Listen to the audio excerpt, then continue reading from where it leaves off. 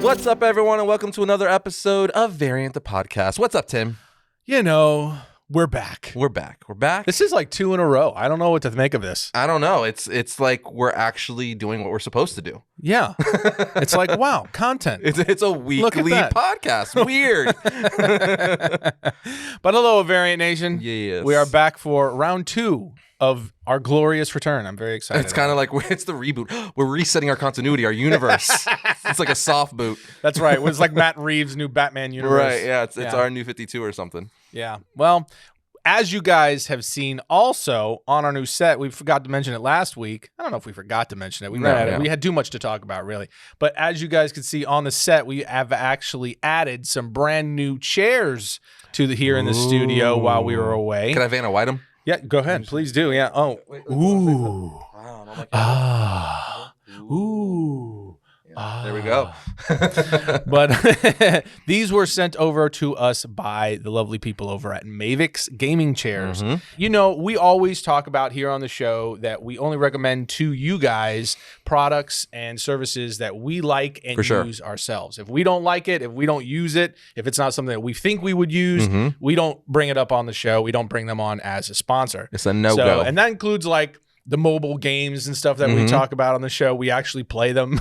For sure. Raid Shadow Legends. I still play it. It's a reason why it's one of the biggest mobile games out there right now. Like, yeah.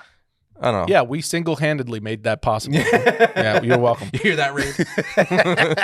But Mavix, actually, I reached out to them, and kind of going with what I was saying is we only talk about products and sponsors that we like. I actually reached out to them myself originally. They didn't come and approach us. That's how you know we like them, because we went to them. Because my back, we sit all the time for work, not just here on the podcast. No. So we sit a lot for work, and my lower back, I was having all kinds of issues with my lower back. So I was like, I need a new chair. And several friends of mine told me that these new chairs, these new Mavix gaming chairs are great. So I reached out, and they were kind enough to send us over several chairs for the studio to try out and bring to you guys and talk to you guys, give us our honest review. And they actually sent us the M5, which Arris is sitting in, and the M9, which I'm sitting in. Which is awesome because they sound like, artillery or something like that, sounds right? like something out of Terminator. Yeah. And this is the M5 and M9 model. Military, something cool.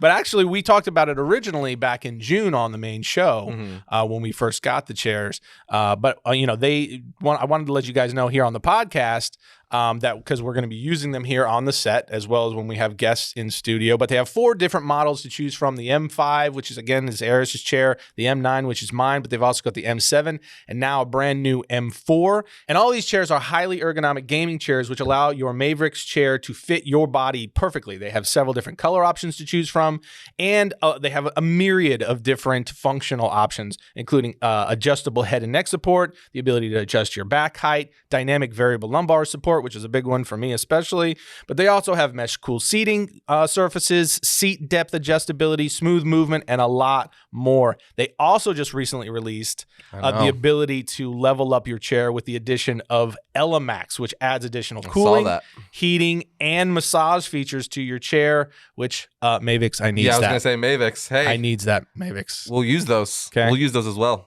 Send it over. We'll talk about that and let everybody know. I'm saying we're going to have guests on. We need multiples. That massage feature, come on now. I know. I love me some good back massage. Dope. Yeah. Anyway. And you can add it to any model, right? You can add it to any model, yeah. It's an additional feature. So, but anyway, Mavix, these are obviously gaming chairs, but these are designed in such a way that you can use them anytime. So I said we use them here in the office and in the studio. So whether you're a gamer or you just sit a lot for work like we do, go and check out Mavix gaming chairs at mavix.com or click the link in the description to see them for yourself. They're very comfy. They're very comfy. And do your back a favor. Yeah, I like how my model in particular, like the mesh seating, where it breathes, gives my butt some air, but it's also got some bounce to it. I like that, it's almost like a more sturdy trampoline in the sense where it's like, if I bounce on them, it's like, oh, it's got some give. I like that. Trampoline. Yeah, there you go. Very nice. It's fun to do while you're editing and stuff. I, on the other hand, like the M9 because it's a little bit, it's made for like more support.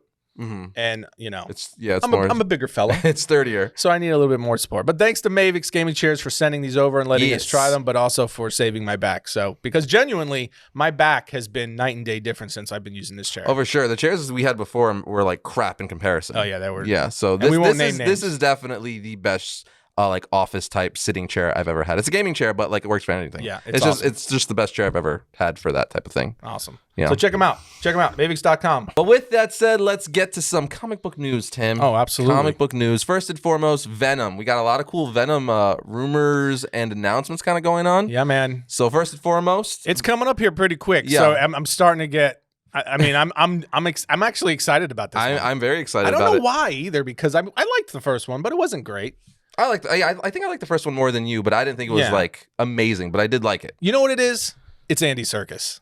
Because he's directing it? Yeah. I am such a fan of Andy Serkis. I think that's what it is I really want to see what he did with this. I'm curious. It's Carnage, so it's going to be darker, obviously. Oh, yeah. So I don't think I've ever watched a film that Andy Serkis has directed. He hasn't done a ton. He's done a lot of ghost directing. Like he directed a lot of stuff for the Lord of the Rings and Hobbits films. Okay, so I love him as you don't know which ones are him. I mean, if you watch the behind the scenes, Peter Jackson talks about it a lot, but he's a very capable and creative guy. I'm a huge fan of his work. And he's Gollum. And he just seems like such a cool dude. He seems like a really, really cool dude. And we always say it, but like how he was killed off so soon. I know. Black Panther was gone too soon. Such a disappointment. R.I.P. Claw. But anyway, it's moved up, so now it's coming out October 1st, so we don't have to wait as long to see it. Thanks to Shang-Chi. With the success of that. I think it's third week at the time of shooting this, and it's almost beat Black Widow already for its entire theatrical run. How crazy is that? Which is pretty wild. I know. So people are loving this movie. So we're definitely going to get more Shang-Chi. Yeah. But that was like a huge kick in the pants for the other studios. Just like we've talked about in the past. Yep. If this happens, then the studios are going to respond. And that Shang-Chi definitely showed the studios that people are ready to get back to theaters if they'll just start releasing some good films. Yeah. So, I mean, I'm excited to see this because Shang-Chi was my first movie back to the theater. Yeah, yeah. And now I'm ready for Venom. You're ready for your second bucket. I'm ready for some carnage. Yes. Maybe this time they'll give me that huge bag. What is it? What we'll do is we'll order it in advance, take it out, and then we'll just come in. Yeah. But I'm super excited for this movie, and since we're so close, they're starting to screen it. So they're doing certain press screenings and stuff like that. And they're doing their press junket right now. So first and foremost, what literally broke the internet a few days ago is the director, Andy Serkis, came out and said that there will be a Venom Spider-Man crossover at some point. We kind of speculated. I mean, everybody was speculating, will it happen? Nuts. Is it? But for him to say, now the question is it going to be MCU? Or is this going to be the move of Tom Holland Spider-Man to the Sonyverse? That's what I would assume. Or are we going to get another Spider-Man? I don't know. I mean, because it would, there's so many ways it could go. So we knew that inevitably it was probably going to go this way. Even in it was definitely looking that way. You see in the trailers and stuff like Spider-Man, even like a mural painted on him on the wall and stuff in this Sonyverse, right? So it's like it's going to happen, right? Yeah. And then during this press junket, Tom Hardy also said that he basically said it without saying that there has to be a Spider-Man in this universe. Like, he's well aware that there's Venom, so there is Spider-Man. And it's only a matter of time before Spider-Man ends up in Venom's mouth, is what he said. Wow. Wow. So he's insinuating there's going to be a battle soon between Spider-Man and Venom. Which, I wonder if that's going to be where the tie-in is to what Tom Hardy said about the post-credit scene. That's another thing. Yeah, Tom Hardy, during these screenings, he was telling the entire audience, be like, hey, we have a post-credit scene. Please do not leak it. Don't say a word. Don't take pictures. Don't gram. He literally said, don't tweet it. Don't Instagram it. Now that makes me so nervous about spoilers, man. Because there's 2 weeks left. I know. Because someone, they already, I think it was, at the time of us doing this, it was screened last night to that audience. Ugh. So... And nobody can keep their doggone mouth shut. No, I know. I'm just trying. It's only a matter of time before someone breaks. Even the comments of our own variant videos, I'm like, because people will find out and they'll post it on there. You have the people who are like, blah blah happens. You're like, why? Why do you hate humanity? Man, I hope that we're able to dodge that, because that would suck. Yeah. Because we've got Far From Home. For the freaking lead, the star of the movie, to tell them, be like, hey guys. To be like pleading. That's like a full on, like what the Russo brothers did for like Endgame and stuff, to like don't say anything. Give it like a week. Just let everyone experience it first. Yeah. So now I'm like, that it has to be big, right? That has to be something with Spider-Man. That's the only thing that would make sense. Or the MCU at least. I mean, I guess it could be the reveal of another big character or something like that. Maybe like a Miles Morales. I mean, that would be huge too. But that's still massive. Yeah. It's a Spider-Man. Yeah. I don't know. But I would have to think it's something with the MCU and Tom. I don't know. But the multiverse of madness coming. Here's why I think it's got to be something that's related to the Tom Holland Spider-Man, because they already leaked in the Morbius in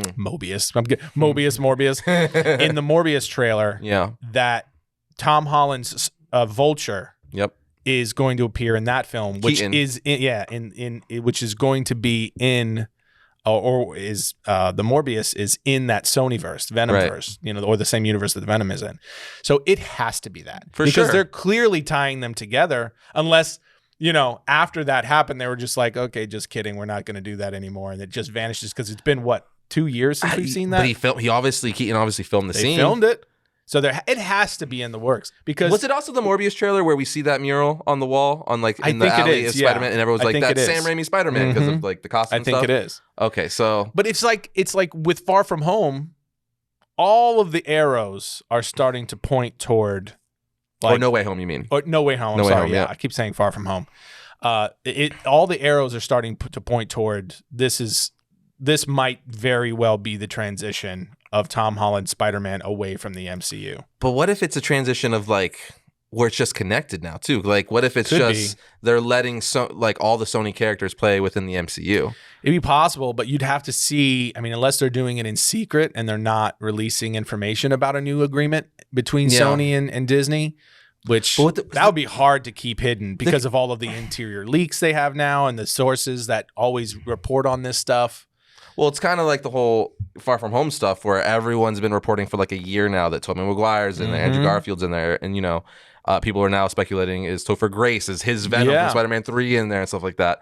So, I mean, I don't know, but with the multiverse, that's where things get so tricky because you can make it all work with the multiverse. It could be Tom Holland just visiting. You could. It could just be, or him getting trapped there now, and now he's just in the Sonyverse, or they're coming over to this. Like, there's just so, like, I don't know, man. After getting my hopes up with WandaVision and then kind of being let down with the whole Quicksilver thing, I don't want to like get my hopes up. Be like, well, maybe the multiverse of madness. That's where literally everyone comes to play because the multiverse of madness, which what you would think it would imply that like all sorts of like things and shenanigans are going to happen. It's like anything's fair game at that point. And if we're getting Tobey Maguire, we know for a sure we're getting Alfred Molina as Doc Ock. We know for sure we're getting Green Goblin, probably William Dafoe's Green Goblin. So we know for sure that's happening. So that we know we're getting more Sony crossover. We know Michael Keaton's Vulture is going to be in Morbius. So we know these things for fact. So it's just a matter of, okay, if they're branching off and crossing over in these two films, is it just isolated to these sorts of things as they're prepping to move, Tom Holland's Spider-Man into this, Sony world only and out of the MCU? Or is this, teasing something much, much bigger going? Maybe like Phase 4 will just be that kind of chaos and madness. I mean, even going back to like Loki and stuff, it clearly seems like they're prepping us for like, hey, there could be alternate version. Like Kang the Conqueror's whole deal was like, there's several versions of me, prepping the audience, getting non-comic book fans who just watch these shows and movies used to the idea that there could be 5 different versions of a character out there. You know what I mean? So I'm like, this is not an accident. They're clearly doing this on purpose. Marvel, Kevin Feige always have a plan. So I feel like this is their way of gauging that. Even so much so where I told you a while ago that after sitting on it for a while, the whole Quicksilver WandaVision thing, where I'm like, where we were expecting it to be like, oh, this is cool. They're going to be the X-Men thing in. I think maybe, this is just my theory here, Marvel Studios and Feige and all them did that just to see how the fandom would respond to that. Because they knew casting him as Quicksilver what we were going to think. Sure. They knew we were all going to be like, oh, this is it. They're doing the multiverse. They're bringing him over. So I wonder if that was just to kind of get a gauge, because that was the first thing they actually officially did and showed us, in a show or movie of that sort, where it's like, hey, it's an altered version of someone.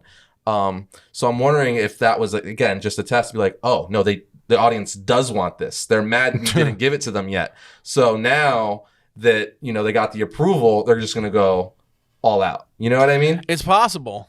I mean, it's definitely possible. I would be curious to see, because that just seems, I don't know. I mean, you definitely could be right.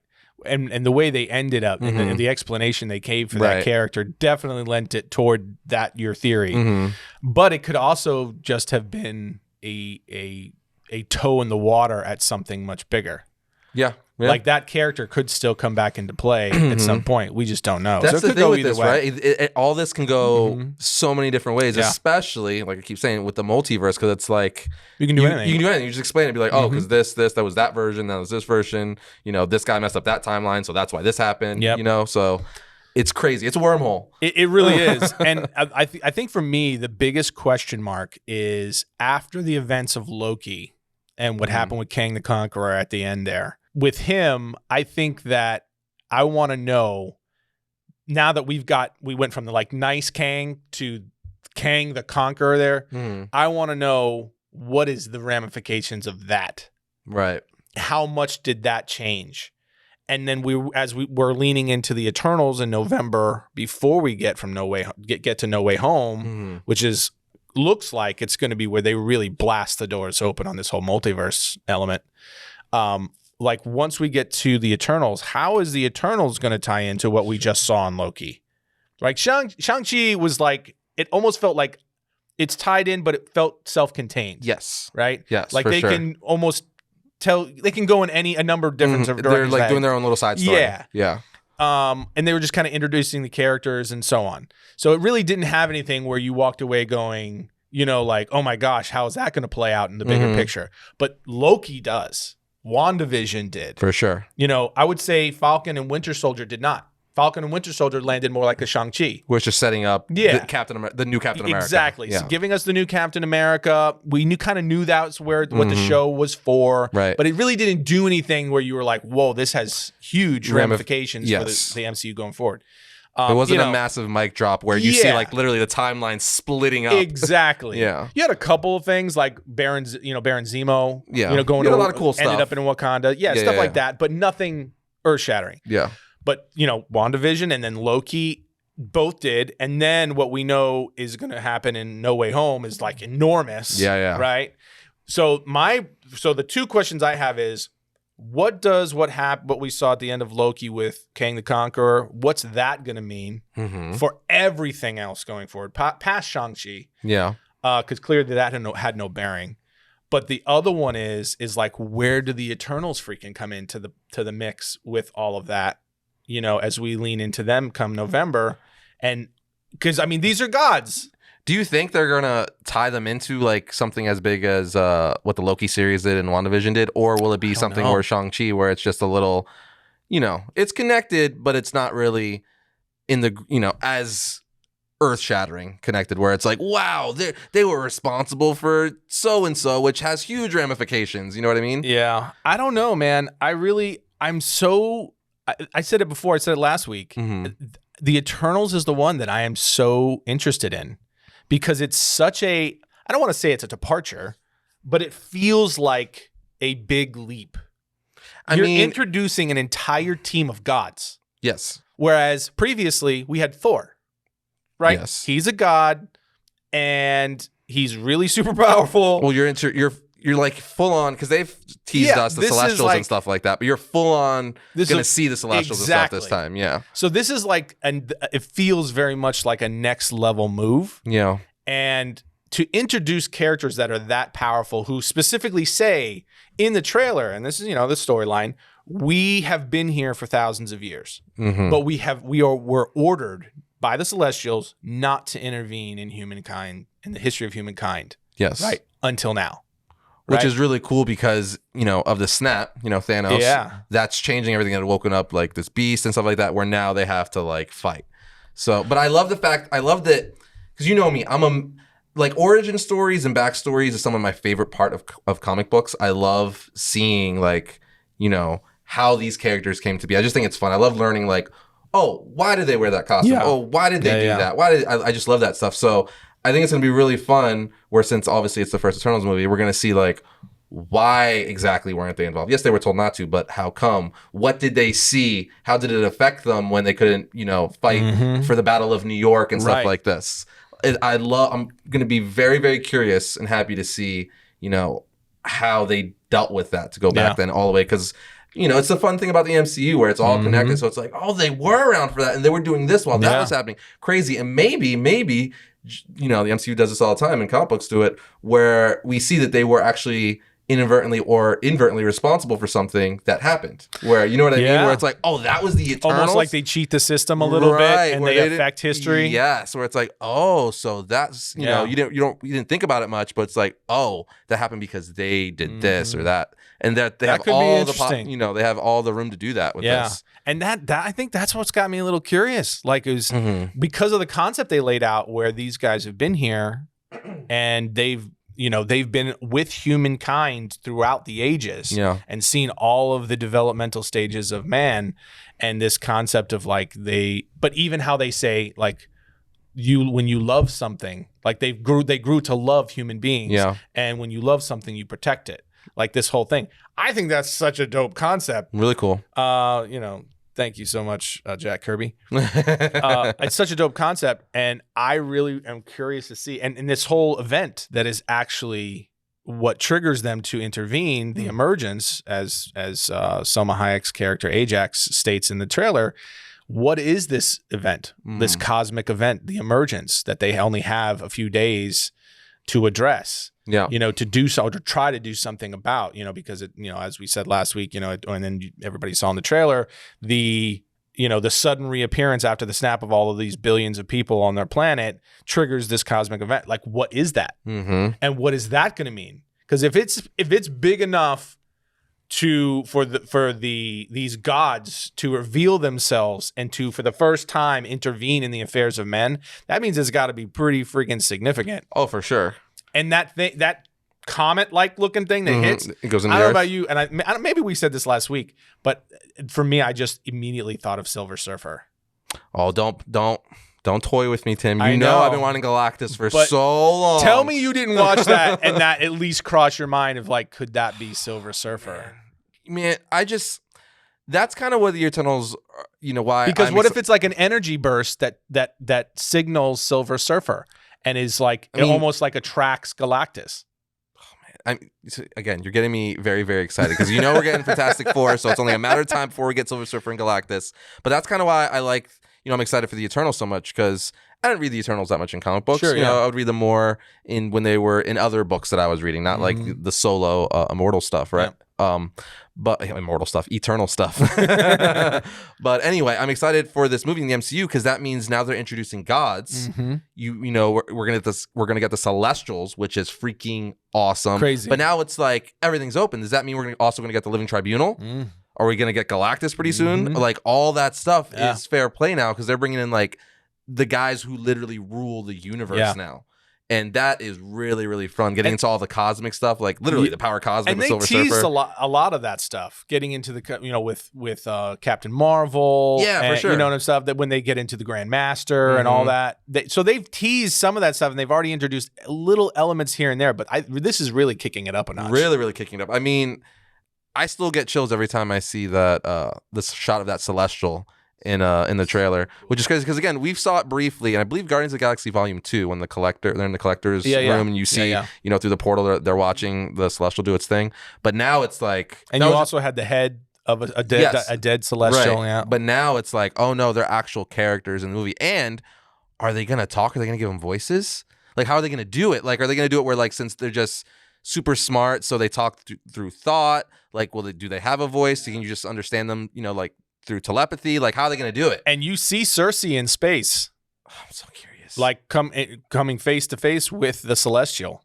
So it's, I don't know. I'm telling you, I don't know why, but and maybe it turns out to be like, oh, okay. But like for me, just from a gut, I'm just like, that could be a sleeper.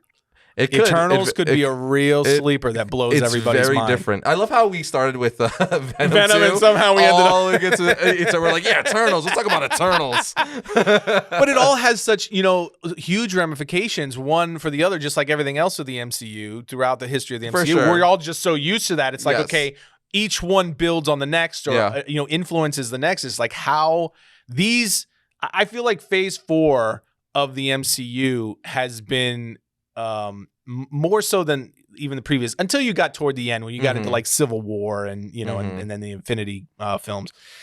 I feel like this time it's so much because they're blowing the doors open on the multiverse, which is such a big deal, right? In terms of just comics in general, not just the MCU. Bringing that to real life because DC's doing the same thing, and the fact that we're moving kind of into that era where they're bringing the multiverses to life in the live action realm.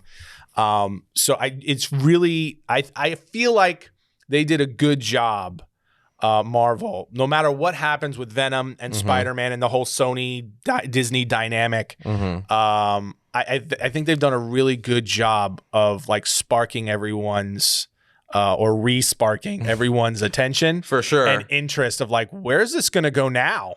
Well, it's so crazy too because I remember after Endgame we were like, "There's no way." I mean, it's still too early, so I don't know if you can match that 10 years. But it's tough. With their slate, it's like they're certainly trying to. Yeah. It's just one thing after another. Speaking of slate, another thing, Marvel just announced 4 slots for untitled movies. What? Yeah, Marvel, I didn't see that. Yeah, for 4 movies. And rumor has it that Wolverine is one of them for 2023. Ooh. A solo. So what are the slots then? They're empty right now. I believe. I mean the dates. Oh, 2023 and I believe end of 2022. But no one knows what they are. There's just a rumor coming out that an inside source says they're working on a solo Wolverine movie. Well, they just they just announced that Wolverine video game.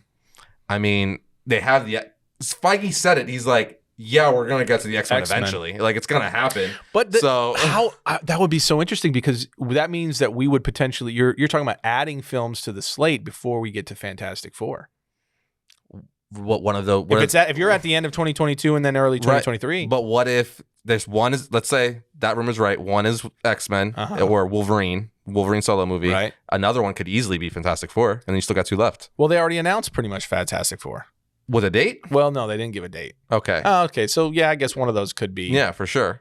So maybe like lead with at the end of 2022 or something where it's like I wonder if the reason they haven't touched on these things and haven't announced them, like we're gonna get teases and like. Well, no, because they didn't want to say certain things until certain movies came out and they had a chance to reveal certain things. That makes sense. Because if they announce it, then you're going to know it's coming somewhere. And they wanted it to be a surprise that just kind of blows up the spot inside of a film or a post-credit scene. I want to look to make sure those dates are right. Because I know for sure that it's 4 Marvel unannounced movies, but I want to make sure. Because they have done that in the past where they've reshuffled their slate, moved some things around, even prior to like, the whole COVID madness. So that it's not unprecedented for Marvel to do that, but to add 4 films and then not say what they are just kind of out of nowhere. Okay. So from doing this quick Google, it's 2023 and 2024. Okay. So that makes a little bit more sense then. Okay. But so if they're adding 4 films to phase 4, that's still a big deal. Because one of those you would have to assume then is Fantastic Four. Because they already said it. They just didn't announce any kind of a time frame for it. This is true. And now this is a headline right here from comicbook.com, which is obviously one of the biggest sites. Marvel Studios to release record 5 films in 2023. Holy cow. Yeah. 5 films in 2023. Wow. And then see the slate through 2024. So another one rumored is Deadpool 3. Because we know we're getting that. We know finally it's coming. Introduced Deadpool into the MCU. So, I mean, they're making some moves here. Wow. It's crazy. So, point is, they are already starting to fill stuff up for 2023 and 2024. And if they are losing Spider-Man, that's a big loss. That means you're going to have to start filling that. So maybe that's that might be playing a role too. If they know they're losing Spider-Man, man, that would also play a huge role. I don't want to think of that, Tim. No, Spider-Man's my favorite Marvel character. We have to deal with the hand we've been dealt. But I if he does go away, rest in peace, Tom Holland. If he does go away, Tom Holland's like, I'm still living. I'll shed my tear for him like in the Monty MCU. Python, I'm not dead. But getting a Fantastic Four movie, solo Wolverine movie, eventually X-Men, Deadpool 3. Like, would you want a solo Wolverine movie instead of just doing flatly the X-Men? Yes and no, because I would rather X-Men out the gate. Yes. But I think it's going to I do want to see Marvel's take, like Marvel Studios take on Wolverine. You know what I mean? Because Hugh Jackman was awesome. That was basically like a lot of people. It was my childhood. He was Wolverine for like ever before the MCU was even a thing. But like he wasn't like a comic book Wolverine in the sense where like he was way too tall, like even handsome and stuff like that. Wolverine's supposed to be like really short, like 5'5", stocky. You know, just like an animal. You know what I mean? And I want to see that Wolverine. Yeah, I totally agree. I think my thinking would be, we spent so much time with Wolverine over the 20th Century Fox X-Men films. He was the kind of the central figure. For sure. Right? We got several spin-off Wolverine films with Hugh Jackman. Everything branched like off him, kind of, yeah. Yeah, and one of the last films was Logan, the R-rated Wolverine. It was a great film. I just feel like we got so much Wolverine, you know, like it or not, whether it turned out great or not as great as we'd hoped. I think I would really rather see them start earlier on and give us either a Charles Xavier and Magneto origin film where the two meet, show where they're each at, stay relatively true, because that storyline is just a really cool storyline. Oh, the X-Men's like whole like origin, exactly. For sure, and it's timeless. I'm talking about even just Charles Xavier and Magneto's relationship when they were young. How they're like at odds and where they're friends. Well, they work together, and then they wind up splitting because they have two very different views of how to handle humanity. It's quite literally like mutant Martin Luther King. And like Malcolm X, right? Where it's like they just have different ways of approaching it. Where Charles Xavier would literally be Martin Luther King, and then Magneto, Malcolm X. Yeah, so without doubt, very cool. That's a very good comparison. Yeah, and that's why I think that would be a really cool story to tell, and let that be the lead in to because you could have the first film tell that whole story, and then at the end of the film we skip forward to the future. Plus, it would be just really cool to see, like... Yeah, we've never gotten that. We never gotten that. And these are two of the biggest powerhouses in all of the MCU. For sure. MCU, the Marvel Comics, I mean. For sure. Certainly in the X-Men universe. And I would like to get, we kind of got it with X-Men First Class, where they went back with the younger generations and stuff, but I don't know. We already got it, but I want to see the MCU do it. Yes. You know what I mean? Like, I know a lot of people be like, we got so much X-Men stuff. It's like, yeah, but this is different. Yeah. Very different. It's different. If we can get like 10 different Batman movies, for real, give us a reboot for the X-Men. And I never felt like 20th Century Fox did a great job of elaborating properly, and especially not drawing. I mean, well, I don't want to be unfair because they did do a lot of stuff that was direct out of the comics, X-Men comics. But I would love to see them elaborate more on specifically Charles and Magneto, Professor X and Magneto, and also give us more, I don't want to say backstory of some of the characters, because they never gave us like origins of some of the bigger characters like Storm. Yeah, they never were. It was like really generic. Really just Wolverine. Yeah. You know what I mean? And I would love to see... And Jean a lot too. Yeah, they gave us a lot of Jean. But, I would just love to see them kind of give us a little bit more of the origins and then lead us into the future. Because how much time can we spend with the X-Men, before they have to just directly integrate them into whatever's happening in the MCU? Because that's going to be the whole purpose of introducing them. Well, I imagine that if the rumor's true and they are going Wolverine, because, you got to think like, I guess just marketing, everyone would go see a Wolverine movie, right? Yeah. But I'm wondering if they'll just reverse it, where they'll give, his origin, Logan's origin, a lot of stuff. And then at the end, he like ends up at, the mansion, the X Mansion, and joins the team. It's possible. It was kind of sort of what they did with the original first X-Men. Yeah, that's why I don't want them to do it. Yeah. I get it. Wolverine is obviously an amazing character, extremely popular, and that's probably going to play a big role in persuading them to go that route. But I don't know. I just feel like it's been really done already. I also feel like you don't really need to do an origin that way again. I mean, you can, but you could easily introduce the X-Men without, like, briefly. Yeah. Like, kind of like how when they do Batman movies now, you just get a quick, like, 5-minute montage. Yeah. That's his origin. Moving on. Yeah. You don't have to, like, explain all this stuff and spend an hour of, like, dialogue and stuff like that. I agree. Character building. Because how many X-Men movies did we get overall? Was it 7? A lot. I mean, we got... Oh, no. Well, I'm not counting the spinoffs. Oh, if you're not counting the spinoffs, then it's over 10. It was 7, right? No, was it 10? Well, I'm talking about because you had the 3 originals. The 3 original. You got X-Men, X-Men United, X-Men Last Stand. Then you got you had First Class. Then you got First Class. Then you got was it Days of Future Past? It was after that. Uh-huh. Oh, and then Apocalypse. Apocalypse, Phoenix, Logan, wow. Wolverine 2, the Samurai one. It was a lot. Wow, yeah. That's more than I remember, yeah. So, okay. So, yeah, you're looking at easily over 10. Yeah, because there's 3 Wolverines, there's 3 in that First Class universe, and there's 3 X-Men movies. Yeah, it's like 10, 11, like between 10 and 12, something like that. Wow. Well, I guess that proves my point then. We've gotten a lot of them. We got a lot of so them. I would definitely like to see them if they're, because they're going to introduce the X-Men Jello. Mm-hmm. So I would like to see them take a different approach to it. Yeah. That steps away from, and so it just doesn't feel like they're just kind of like rehashing what we already did with. I'm more curious in than who they would cast as Wolverine. Yeah. This time around. That's a tough one, dude. That's a hard one. That's a tough one. And a lot of people say he's Tom Hardy, but he's already Venom. Which I think I would have preferred him as Wolverine.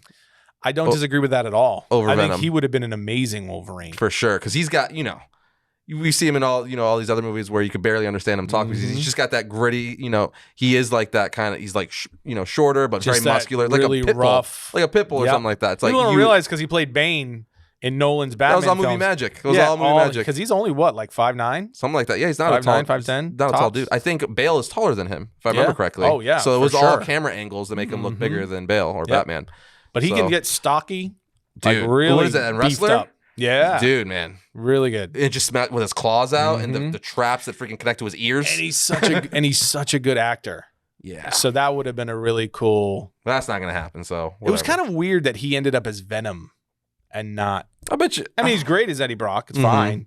That's not what I'm saying, but it's funny that he was Bane and now he's Venom, like he's playing both sides. yeah. It's interesting. I don't know where it's going to go, but we'll find out. We went on a very we did. side trail there. I don't even remember how we deviated from that. Did it all go back to Venom too? Was it all the main? Well, we're talking about the 4 slots of what they're going to be. Right. Yeah. So, but the main thing is that if they're adding 4 movies, we can probably kind of speculate right off the top that one of them is going to be a Fantastic Four film. The rest is okay. Are they looking to fill some gaps because they are losing Spider-Man? Is it going to be something going to be X-Men related? Well, like we know we're getting a Fantastic film? Four. We know eventually they're going to do something X-Men. We know. You would imagine too. It's maybe one of those is going to be another Avengers movie. At what point are they going to give us another Avengers movie? It's true. That has to happen eventually. Well, we know. Have they announced a Captain? They've announced Captain America, like the first Captain America film with Mackie as Captain America. Oh, you know what? That's actually another one that's going to fill that slot. Yeah, Captain America 4. So is that's it because another they've already pretty much said they're doing that? Yeah, So confirmed. No, they're working on it right now. Yeah. So it's got to be. Yeah, script's being written. So we'll see. And Deadpool 3. That's happening 3. too. And I'm really curious to see if we might get one of those films. Might be a surprise film that's going to be they just have it announced that they can't announce it until a surprise lands in one of the movies, which would be because again, what if we get a Silver Surfer movie? Or what's Come on, dude. I mean, that'd be dope. Would be amazing. Like Norrin Rad, like an actual Norrin Rad film. For sure, because that just means you're giving us Galactus. You can't do Silver Surfer without Galactus. Because what if they announce? What if the emergence is Silver Surfer coming to Earth? I mean, like the snap triggers and gains the attention of Galactus or Silver Surfer. He's gonna eat the world now, and he's summoning. Like you actually mentioned about Shang-Chi, what that beacon. The beacon, yeah, that's in that thing. It's connected. What if that triggered and set off that beacon? It's very possible. It's what possible. if that was what landed? What if the rings? What if that's what landed? And what we were seeing because I don't remember in the trailer when it shows the thing hit the Earth. Well, the rings have been around on the Earth. They've already been on Earth for like thousands of years already. Yeah. What I'm saying is, do we see in the trailer? I'm not remembering. Did we see in the trailer when that comet-like looking things come down and hit the Earth? Did it look like the modern day Earth? Was there any lights on the continents or anything like that? I can't remember. No, you couldn't really. It just looked like a generic Earth. Yeah, because what if that's showing back in time? Could be, because it's trailer. We don't know. Yeah, and that was like the extinction level event that killed the dinosaurs and all that kind of stuff. And that would be thousands of years ago. Maybe. Because remember, they don't know yet when the rings got to Earth. They were trying to speculate in the film. But they were saying thousands of years. What if it's called Fin Fang Foom? Dude. But I wanted to say, who a character they teased in the first Guardians movie that we still haven't seen? Because they introduced the Nova Corps yet we still haven't got Nova in the MCU. That's true.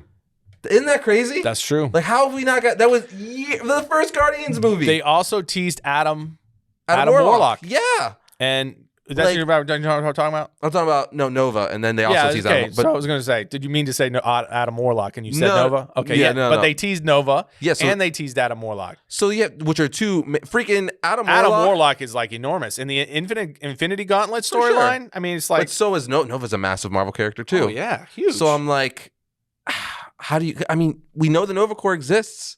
They were there. They were literally the ones who went after, like, Peter Quill and stuff. Well, both of those is James Gunn though. And James Gunn, he's a loose cannon. That guy's a wild card. He's doing number 3. He just puts stuff into movies, and who knows if they have actually any intention of using it. I think the Guardians 3 is his last one, right? I think that's his last hurrah for Marvel. I know it's Batista's last hurrah. Oh, did they announce that for real? No, Batista said it's his last hurrah. Like he's I didn't hear that. That's my last time playing Drax. Did he say why? No, but he's kind of been. I feel like he's been given vibes ever since they let go of James Gunn back in the day. Well, that whole him speaking up, and he's like, I'll do one more because Gunn's doing it, but then I'm out. And he's been very vocal that he wants to play other characters in DC, like Bane and stuff like that. So, how do you feel about him as Bane? In the DC, I'm down. I mean, he definitely looks the part. You know what? At first, I was terrifying, like, and he's huge. And then, you know what? I saw him in the trailer for Dune. Oh, looks great. And I was like, okay, he could do Bane. For sure. He could do Bane. Batman. Oh, my God. Can you? Oh, man. That would be, dude. That would be pretty funny. Because we give us the right Bane, the very strong but intellectual, strategic Bane. Because that's the frightening Bane. If you mix the character that it looks like he's going to play in Dune with the character he played in Blade Runner 2049, that could be pretty sick. Yeah. We'll see. We'll see if DC does it. Here's hoping. And Affleck against him? But who's going that route? Who do you think's gonna? Because we got Flashpoint, which is also a multiverse movie. Who do you think's gonna end up being our DCEU Batman proper? There's Keaton. It has to be the new Batman. Pattinson? Batman. Yeah, Pattinson. It has to be. So you think they're gonna throw us a curveball and be like, aha, he's actually in the DCEU? Yeah, I think so. All right. I mean, because you're rebooting essentially Batman. And you're retelling Batman's story from basically like a year one perspective almost. Right. So we know that Batman or Ben Affleck can't play Batman much longer. He's in his 50s. Yeah. Right. And we know Michael Keaton's not going to be playing Batman. So, and you're not going to cast another one. You just cast Pattinson. Well, did you see the new picture that Andrew, the director of The Flash, just posted on Instagram? Yeah. The speculation about Red Death. Dude, the fact that he posted a picture of the Keaton Batman batsuit spray painted with the Flash over it, the Flash symbol over it, and red, what does that mean? Red Death, maybe? Red Death? Or it could just be something as simple as maybe Barry stole his costume and needed it. I don't know. But like, what? Man, that's something to really throw out there and be like, what? Because or maybe it's just a marketing ploy. That's what I'm saying. Like, it could be. It seems like talking. It's working, whatever they're doing. I mean, they do a lot of this stuff intentionally now just to keep people off the trail. For sure, because we're here talking about it, exactly. Just getting reporting news on it. So, I don't know, man. I mean, it's really smart. I don't know. We'll see. I don't even know what to say about that one. I mean, Red Death or, I just don't know. Or something just, I don't know. Like, maybe it's not. It doesn't even have to be something that big where it's something as simple as, again, Barry just needs the costume. Well, we know that they're breaking open the multiverse. Could you freaking imagine if Scott Snyder's death metal stuff ended up in freaking... Oh my gosh, a Red Death, dude. Could you imagine? Batman Who Laughs and Red Death are my two favorite Dark Knights, so that would be insane if we got one of them. Definitely. I mean, but now you're getting into like, we've gone from 0 to 1,000. So you're like, nope, there's now another evil alternate Batman, and he has Flash powers. And you're also like, okay, well, is Thomas Wayne going to appear? That's another big one. Yeah. That's another big one. Because if you're going to go that far. Who's the guy who played Thomas Wayne? What if, because you got Batfleck, you're going to have Keaton Batman, and you're going to have Pattinson Batman. At some point, you have to imagine come into the mix. But wait, who's the guy who played Thomas Wayne again? He's in The Walking Dead. Yeah. The actor. Dang it. He's a comedian in The Watchmen. Yeah. Oh, man. He's a great actor. I love that guy. Yeah. As soon as you said it, his name left my mind. Jeffrey Dean Morgan. Jeffrey Dean Morgan. Yeah, Jeffrey him. Dean Morgan. Him is. He said he's more than willing to return to play Thomas Wayne Batman. He just has to put on some meat. He would, because he was beefier back when he did the could do thing, it again. and he's lost a lot of weight. He's very thin. Yeah, but plus he put on some meat, then the bat suit will help. Yeah, he would be great. That would be an awesome Thomas Wayne, dude. But we're kind of getting old man Batman with We Michael are. Keaton. But it's obvious. different. It's different. But Or the would you curveball is Batman would you Beyond. do both of that? Dude, it's just It's endless. A slew of Batman. That's what I mean, man. Because they're blowing the doors open on the multiverse, it opens the possibilities up to literally it's limitless. Yeah. So it feels very fun and fresh because does. they're blowing this thing open where the possibilities are almost endless. It's true, but we have more Matt Reeves Batman stuff to talk about, but I want to finish the Marvel section because we do have to talk about Hawkeye. Yeah, we got the trailer we for got the Hawkeye. first trailer. And what'd you think of it? Okay, I'm gonna say it like this. I enjoyed it. I felt fun. It had Die Hard vibes. Oh, like that's what I was gonna say. I told my kids when we all watched it together, and I said it feels like they crossed Die Hard with a James Bond movie. But like if they took James Bond and Die Hard and said, okay, let's make it a family friendly film. Yeah. That's kind of like the vibe. And I was like, that's fun. Mhm. It's set at Christmas time. Yep. It's coming out like just after or right around Thanksgiving, which for me, I think is really fun because that goes back to like the old school, like when I was a kid growing up around that time, Thanksgiving, they would release movies that were very Christmas centric, it takes even place. action films and stuff around Thanksgiving weekend. For sure. And then they would play through the Christmas season. Mm-hmm. And so I thought that was a really fun thing. Yeah, it'll go right through because you got to imagine it's going to be 6 or 8 episodes, so it's going to go right through December. Yeah, right through it. So all of that I think is fun. I think it looks it's more lighthearted than I would have imagined, especially coming off of Hawkeye just having been Ronin. I mean, well, they reference that in the trailer. They do, but he went through a dark period, like he was in a dark place, and not much had changed by the end, other than he got his family back. Yeah, but I thought we were gonna get more of a look at the time period where he is Ronin. And that journey that he went through. I would imagine we're going to get flashbacks. Look like we are. Yeah. But it's way more lighthearted than I would have imagined. It's a very different tone than I would have imagined. And based on the series, the series that we've got so far, I'm absolutely like benefit of the doubt. This is probably just going to be a lot of fun. For sure. But it's not the tone. So not expecting that, it felt a little off-putting, but I still enjoyed it. And at the end, I was like, that's probably still, especially for the holiday season, it's probably going to be a lot of fun. Yeah, I agree with you in the sense where, like, I love that it's Christmas. I wasn't expecting that. It was going to be, like, everything was going to take place around the holidays and Christmas and stuff like that and deal with his family and stuff.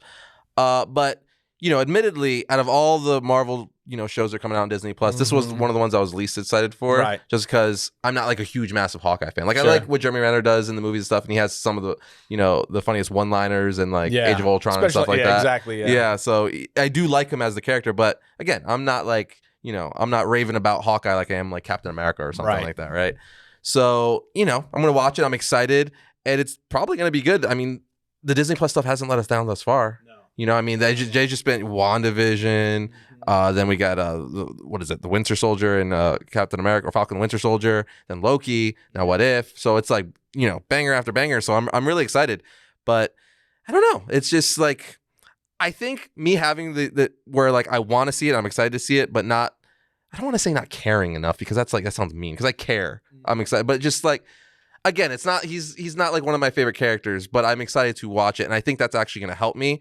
Where since my expectations aren't so high and I'm not like glamoring for it, where I'm gonna be like, oh, I actually enjoy this more because I wasn't like my expectations weren't here. Yeah. You know what I mean? Like all the way up there. And if it does just like reek of like Die Hard vibes, this is gonna be in fun. terms of its tone, right? Yeah.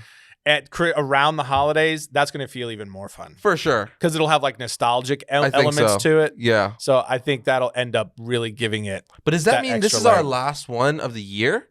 Because Because they never run 2 at a time. Well, they said we're getting Miss Marvel this year. But they never run. So that means it's got to end like mid-December or early December. Maybe Miss Marvel will just be right at the end of December or kick us off. Because they haven't overlapped the new yet. year. They usually take like a 2-week break and then start another one. I thought, and correct me if I'm wrong, or maybe you don't remember either. But I thought we were getting Miss Marvel in December. So did I.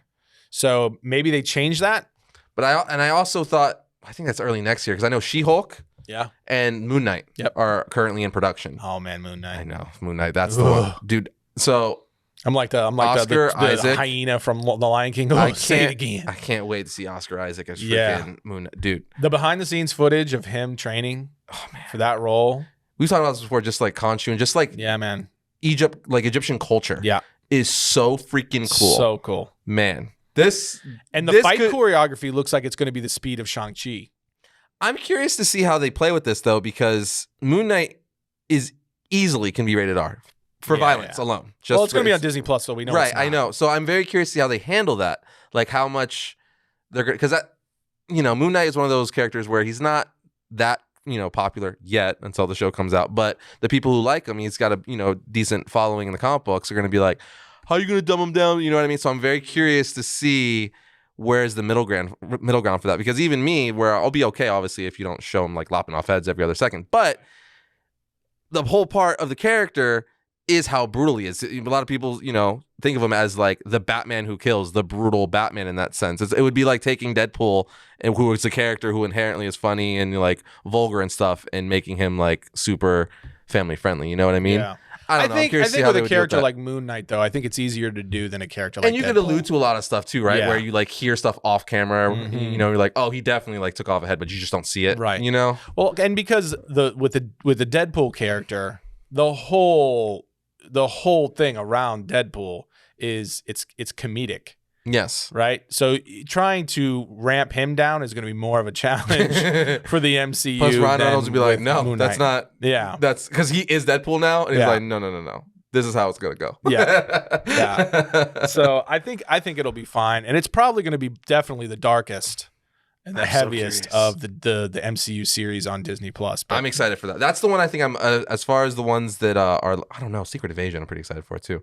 But I still think Moon Knight. Moon Knight, because we got Armor Wars coming and stuff. But Moon Knight, man. I mean, that's freaking dope. I'm a big Moon Knight fan. Let me tell you something. You know, I got a bunch of some Moon Knight collectibles that I've been holding on to because I know as soon as that comes out, everybody's going to be like, Moon Knight. And it's Oscar Isaac. Dope. The guy's freaking great casting, great actor. And I think that character is going to explode in popularity. I mean, buy those comics now. Even though they've already started skyrocketing once the series was announced, so it may be too late. Probably. I think there's still time. In this market, I think there's still some time to grab some of that stuff, and because once that show hits, the popularity is going to explode. Yeah. Because right now you're still in that speculator. Because if it hits, if it's really good, then it's just gonna. It could also go the other way. It could, yeah. Where you might lose money because nobody likes and it sucks. Yeah.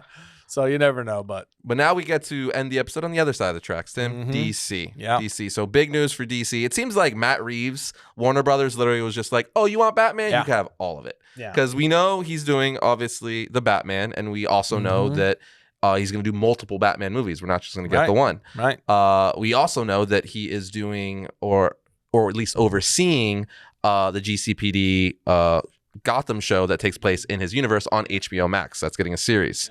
We also know that he's working with Bruce Timm and Kevin Conroy and J.J. Abrams on the new Batman animated series that will also be on HBO Max.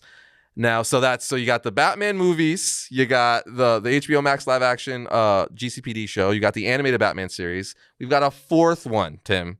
A fourth one. HBO Max is now working on a Penguin series that takes place within the Matt Reeves universe, meaning Colin Farrell will reprise his role as the Penguin.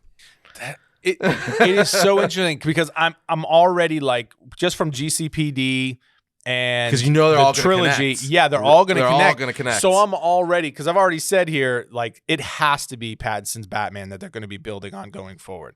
But is it because Warner Brothers looked at what Matt Reeves was doing and was like, oh, this is going to be good. This is good, yeah. People are going to dig what he's throwing down. Like, you know what I mean? And they just wanted to just move. Let's just move forward on this because this is going to be good stuff. Or is it just give it everything we've got? Yeah. Or is it just that? Like, they just really want to get content rolling out because they've got HBO Max now and all this stuff. And they just, it's like, hey, let's just get these balls going. Because Colin Farrell, dude, as the Penguin in the Batman trailer, looks amazing. Looks insane. Doesn't even look like himself, too. It looks like another human. It's crazy. Plus, Colin Farrell's just like one of the best actors out, too. He's awesome. I've always been a fan, and that's probably going to be a really cool character. But we just recently learned that he's not even in it very long. Yeah, he said himself that he's probably around 10 minutes of the movie.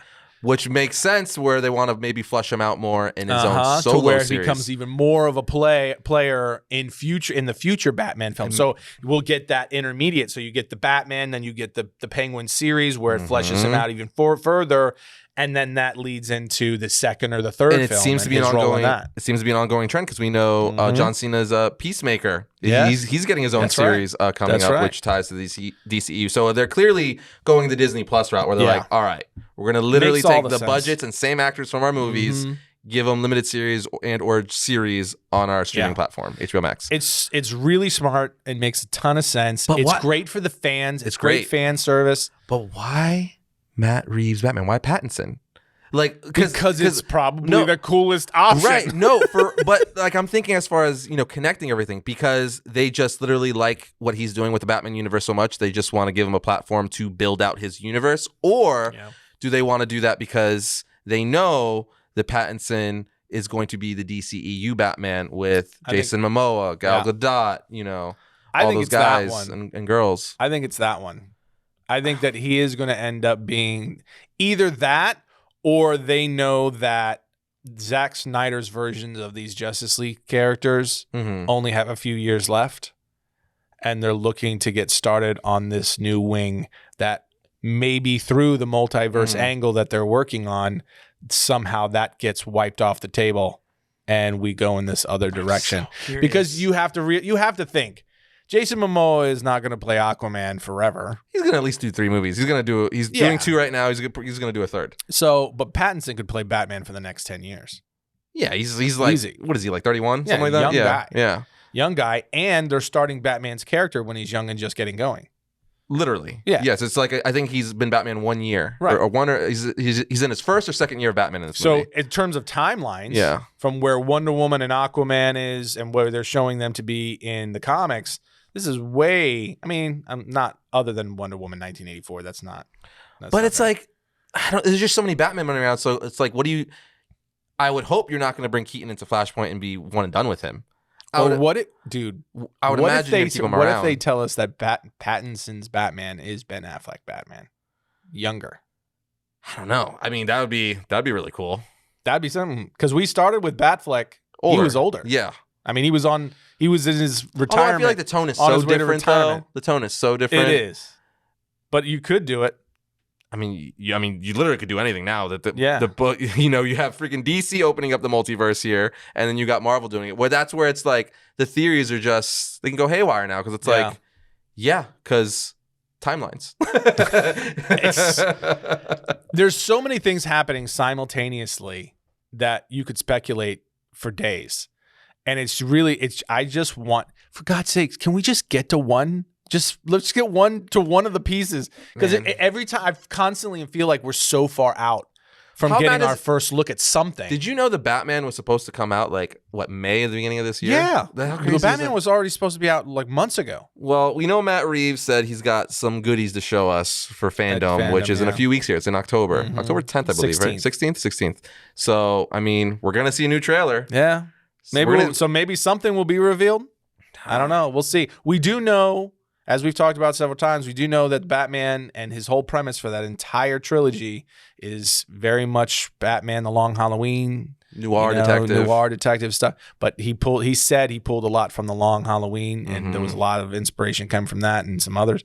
But Long Halloween, that's like the Rogues Gallery galore. I was gonna say, who's in Long Halloween? Almost every villain is in Long Halloween, including the Joker. We gonna get another interpretation of the Joker, which could explain why they have to flesh out these characters with side series. But I'm also like, you do have the Joker, right? With Joaquin Phoenix and Todd Phillips, which, by the way, that's Phillips is co-writing the script right now. Like, that's underway. Yep. But that's its own thing. Yeah. That's its own thing, unless they decide to throw a curveball and tie that into this or something else. But I don't know. Going back, playing devil's advocate with myself, I guess, the Matt Reeves universe could also very well just be its own thing. It could be. I want answers. That's what I'm saying. I just want to get to the first film that starts giving us some answers already. It's. I just feel like we're constantly. It's like reaching for that. Yeah. The stick in the carrot. You know what I mean? Freaking A, Somebody man. just keeps. As soon as you go to reach for it, somebody pulls it away. I just want to get. Our first film is Shazam, The Flash, right?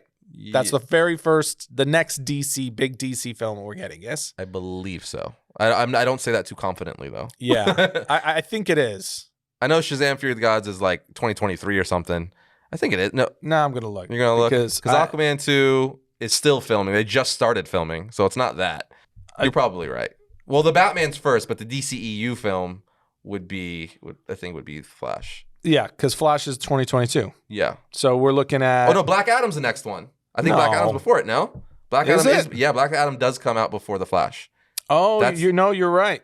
Yeah, the Flash is November 2022, and Black Adam is summer. Okay, there you go. We're only getting 2 DC. Yeah.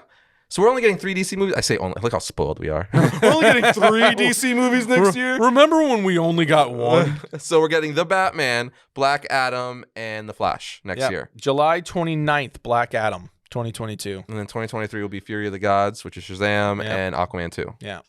All right. And then probably something else. I'm sure they're going to... I mean, Black Adam's going to tell us something.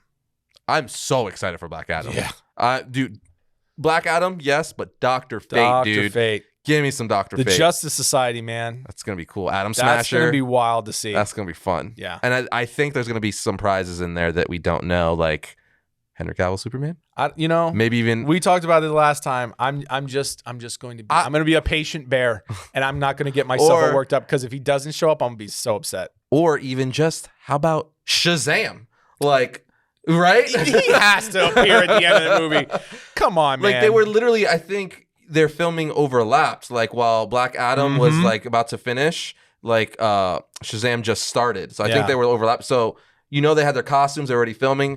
Plane ride. They were probably actually filming in the same studio for all we know, maybe. So, like, that would have been super easy to be like, hey, let me just go to your set, cameo. Hey, I'm going to be in the next one, and then back over. And how telling is it also... the size of the person, the size of the celebrity of the person playing in the key role of each film. With Shazam, the first Shazam film, the budget was like maybe like $60 million. Black Adam's going to be like a $200 million film. And have like... I think Shazam 2 is going to have a significantally smaller budget than Black Adam. It's just, The Rock is literally like... it's The Rock versus... actor in the world right now. Yeah. Zachary Levi. So I'll take the Atom Smasher. I'll take Dr. Fate. So funny. And we're also going to give you Henry Cavill. I know, I keep teasing it. I know. Don't get your hopes up, people. But I want it. Oh, man. If you give us Shazam and Superman in Black Adam. That's what I told you I ultimately want. I want a team up of Shazam and Superman fighting Black Adam. That's what I want. Man. I want that There's fight. no way we get that in the first Black Adam film. A trifecta. No, but like There's a teaser. Like where like, I don't know, Shazam and Superman meet up and be like, we have to talk about a situation. We have a problem or situation. Oh my dude. God. Make it happen, DC. Henry Cavill's just do this for me. Henry Cavill's just like, I'm a fan of justice. Oh man. That would be so good. Well, that's the perfect note to end this podcast. I think so. Now I'm just gonna go think about that. We're just like, please. I'm gonna try and shake that out of my head because it's not gonna happen. I know it. But yeah, successful second podcast back, Tim. Hey, there we go. The rust is coming off. Got a WD-40. That's right. But with that said, friends, we'll see you next time when we talk about all things comics.